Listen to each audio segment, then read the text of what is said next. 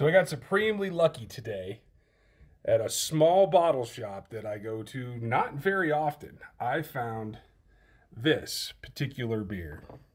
Now, it's been a long while for me. It's probably been a while for most of you, too. Sublimely Self-Righteous Black IPA is kind of the one that started it all for me.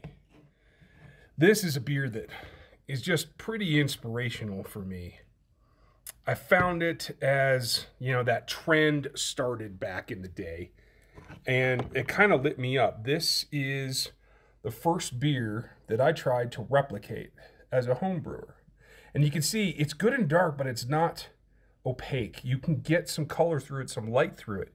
It comes out with a nice chocolatey head, and it really does represent the style really well, because this looks like it ought to be a really imperial brown or a light porter, but it's not. It is somewhere in between. The roast is really nice from this beer. The original or the last version, the one that was in Bombers, it was really hard to find for a long time because, the style kind of dipped off.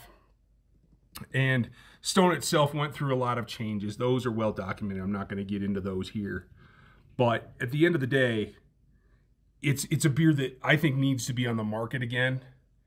It isn't one that is readily available. So when I saw this, I picked up a case of it because it's been that long. Now, I modeled my Black IPA. Maybe you guys have seen some of the clips because it was the disaster beer as well. Nothing happened to the beer, but I ended up breaking a carboy before I got it filled. So it was a unique beer, but it was one that really set the tone, and I've replicated a number of times since, and it's a beer that really goes over really well. But it was based on this and Mountain Standard, the original Odell Black IPA that has now become, they still have that beer, that name anyway, with a different formula, more of a double IPA, that they've gone away from the black. And you might have seen some others that have been really popular over the years, but that garnet color in there, that's what really sets it apart. And you don't always get that. That's why I try to light beers this way so you can see what's at the core of it. Very hard to replicate, but a beer that I'm always chasing at. If you get a chance to try Sublimely Self-Righteous IPA, whether you like the history of Stone or not, or its brewers or not, this is not exactly what it was before. The actual IPA flavor is not as over the top. The bitters is not quite what it was.